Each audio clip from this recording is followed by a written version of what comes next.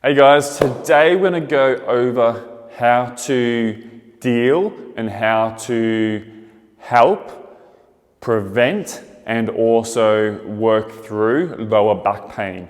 So lower back pain is obviously a really common thing that the majority of people do experience sometime in their life. The reasons for lower back pain are very complex, okay? It can be due to muscle imbalances. It can be due to stability issues. It can sometimes be due to lack of flexibility. But most of the research is really around the first two. So the muscle imbalance and the lack of stability. So what we're going to go through today is just a short routine that you can do at home to help prevent and also help you work through if you are currently dealing with lower back pain. So the first thing to note is none of these exercises should aggravate lower back pain, no matter what no matter what the causative factors are in that lower back pain. Okay, so this is pretty much for everyone. This is something that I do quite often, and I probably should do even more often, but I've been lucky that I haven't really had any chronic lower back pain before. So sometimes the pain isn't there and you don't do it. But we really should be doing this often, even if we're not dealing with lower back pain. So the first thing that I want you guys to do is just going through some cat-cows, okay, or cat-camels. So with this, we just want a nice neutral spine to start off with, okay? Hands underneath shoulders, knees underneath hips.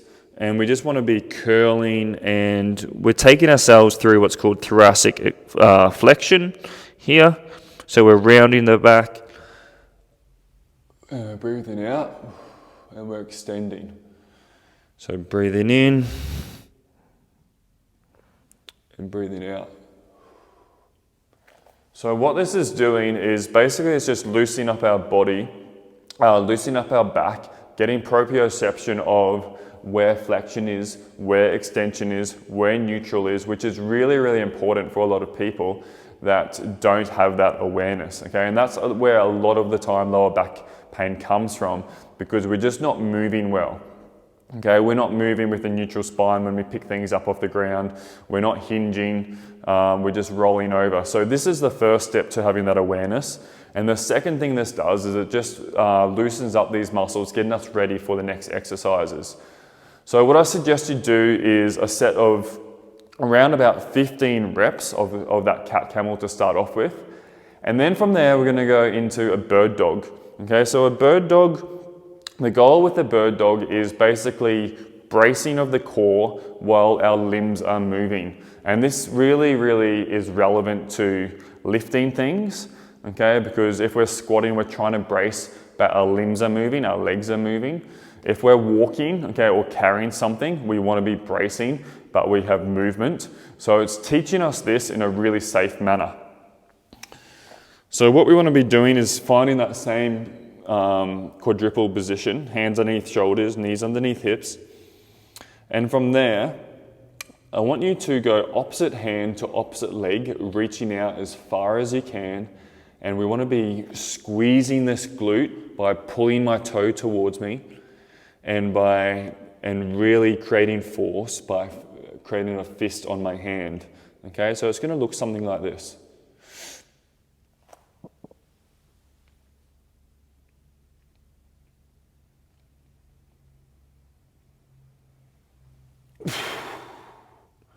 Okay, so big breath in, brace.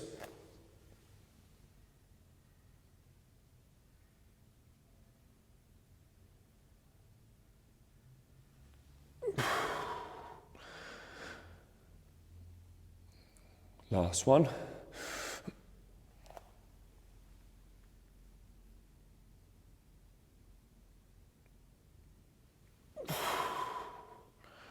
So you'll notice I'm keeping my hips very still, okay?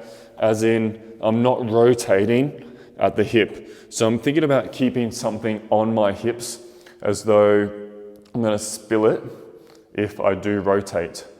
So with that one, I want you to do 10-second holds, okay? Making sure you're tensing that glute hard, pulling that toe towards you, and creating a fist on this alternate arm. Okay, 10-second holds, and I want you to do about 3 reps per side, per set. So that would be accumulated 30 seconds on right, left, and 30 seconds on left, right, arm to leg. The next one I want you guys to go through is a side plank. So a side plank is also very, very critical for lower back pain because it teaches us how to brace, and it uses, once again, it uses our main core muscles. So the muscles at the front, okay, which is our rectus abdominis, which is our six-pack muscle, our external obliques, and then also what's called our multifidus, our smaller back muscles, as well as our glutes. Okay, all of these muscles are responsible for bracing, and once again, we're being able to brace but without loading ourselves up. So with this one, okay, it's not so much about making it super hard for yourself, it's just about learning how to get that tension front and back. So first level off the knees, okay, driving those hips nice and high. I'm nice and open, okay, so I've got a straight line from knee to shoulder. My hips are fully extended and my hips are nice and high off the ground. Okay, once again, I'm thinking about tensing this and tensing my glutes. To make that harder, we just go feet next to each other on the ground or feet on top of each other. Okay, here, and getting that co-contraction once again. With this one, we want to start off by holding 30 seconds on one side, 30 seconds on the other side. The last movement that we're going to go through in terms of activation, and which is really working on the muscle imbalance and the stability piece of the puzzle in terms of lower back pain, is called the McGill curl up. So these 3 exercises that I've been going through are actually from a physical therapist in Canada called Dr. Stuart McGill. Now he's very, very famous for basically dealing with athletes with lower back pain. Okay, he specializes in weightlifters and powerlifters, and these 3 exercises are the one that he recommends people do straight away when they're rehabbing lower back pain, but also part of a prehab plan, making sure that we don't get any lower back pain in the future. Okay, so he recommends the bird dog, the side plank, and then this one, the McGill curl up. So the McGill curl up is like a sit up in terms of we're trying to activate these muscles here, but we're making sure that we don't use the hip flexors and that we don't go into any flexion of the back. So often with a regular sit up, on the way up, we'll be flexing through that back, as in it'll be rounded. Now a lot of the time, lower back pain is from what's called a flexion intolerance. So that means that every time we flex, we get more pain. So just in case this is you, this is why he's created the McGill curl up, okay, to make sure that we're still getting this activation, but we're not going into that flexion through the spine. So we're going to be one leg out, one leg up. And we're going to be we're going to be hands in the lower back region underneath. And what we want to be doing is we want to be thinking about pressing our lower back hard into our hands the whole time. Okay, and all we're doing is we're just trying to rise a little bit up off the ground and holding. Okay, it's going to look like this. So big breath in, brace.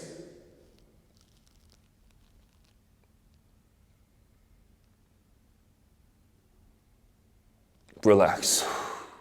Again.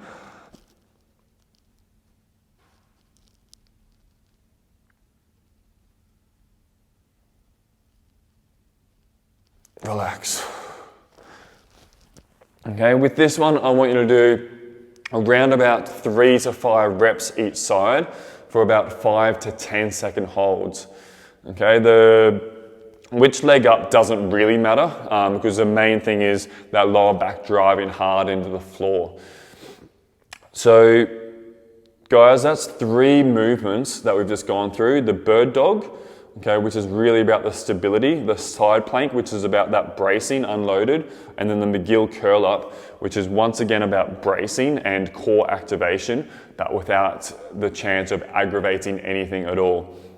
And then if we're going to do one mobility exercise for lower back pain, now, like I said, mobility, flexibility is argued whether it can help lower back pain or not. Anecdotally, the one stretch that I do see often make a difference is the couch stretch. So that's the one that we often do within sessions, okay? And what we're trying to do with this one is just trying to lengthen out all that musculature on the front of the thigh and the hip, okay? When we're too tight here, okay, we can go into a little more extension through the lower back, so we could be walking a little more duck bum, and that can create problems with the lower back, anecdotally at least.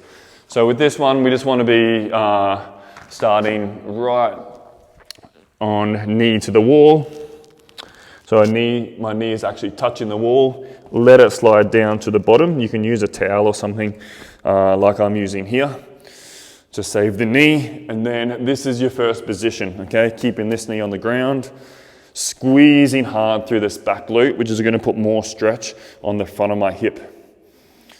Okay, if that feels comfortable, then you're going to come up into that lunge position on this leg. Okay, so now I'm here, and the same thing, I'm squeezing hard. Okay, if that feels okay, then you can come up taller. I'm actually pretty tight there today. And eventually want to be working back towards the wall, but without overextending through that lower back. Okay, so just staying neutral there. With that one, I want you to start off 30 seconds each side, okay, on each leg. So the whole routine, guys, if you're just doing one set of each is where I would start off with. If you're just going to be doing it daily and you don't currently have any lower back pain, one time through, it's only going to take you like probably 6 minutes, okay, to go through everything, if that.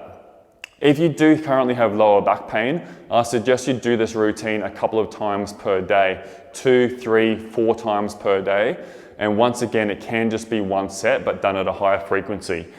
So guys, if you get those 4 exercises done regularly, I can almost guarantee that lower back pain will become better in the long term.